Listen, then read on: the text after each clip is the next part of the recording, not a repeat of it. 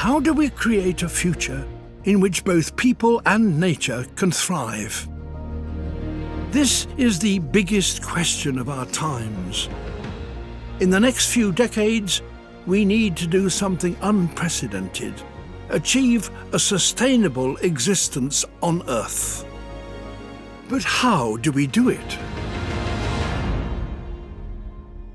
We can start by understanding how we got to this point. 20,000 years ago, humankind consisted of less than 1 million hunter-gatherers across the globe. We lived within the resources on offer, in balance with nature, a strategy that could theoretically last forever. But it wasn't an easy life. Nature determined our survival.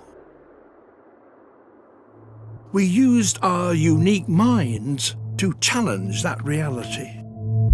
We learnt how to tame the wild, get more from the environment.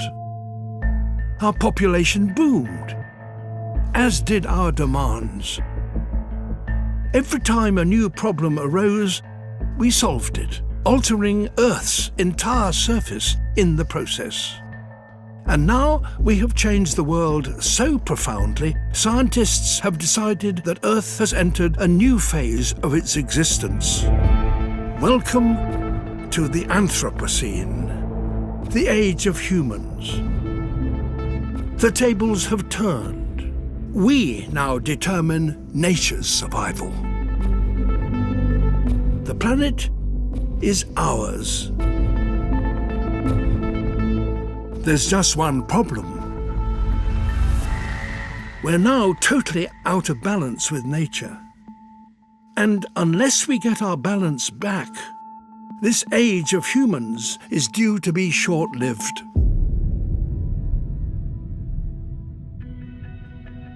So how do we deal with this problem? When you boil it down, there is one underlying big issue. Our planet is becoming less wild. Our species has cleared 3 trillion trees, cultivated half its fertile land, and now fishes across most of the ocean. In the last 50 years, the populations of wild animals have reduced by 60%. We've replaced them with ourselves and our domesticated animals and plants. Today, we and the animals we raise account for 96% of the mass of mammals and 70% of the birds on Earth. There's very little wild left. This biodiversity loss is not just a tragedy, it's the single biggest problem we face. Without biodiversity, the world as we know it doesn't work. Our planet needs its wild spaces. Every one is a component in the global machine. Only if they are all healthy can the planet run smoothly. A less wild world is less able to provide for our needs, less able to maintain dependable weather and seasons, less able to absorb our impact. Biodiversity equals stability, and stability is what we need most of all. Can we turn this situation around? Can we re-wild the world? Well, maybe, due to one key change. As societies develop, something is happening that has never happened before.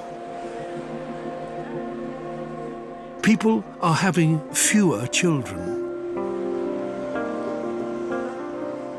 Globally, since the year 2000, the number of people under 16 years old has hardly changed. The main reason our population is still rising is because people are living longer. If this continues, our population may finally stop growing by the turn of the century. By investing in education and women's rights and raising people out of poverty, we could bring about peak human even sooner. This changes everything. It gives us the opportunity we need to regain our balance.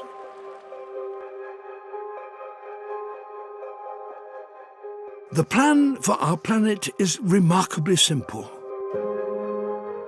Reduce our impact by making sure that everything we do, we can do forever.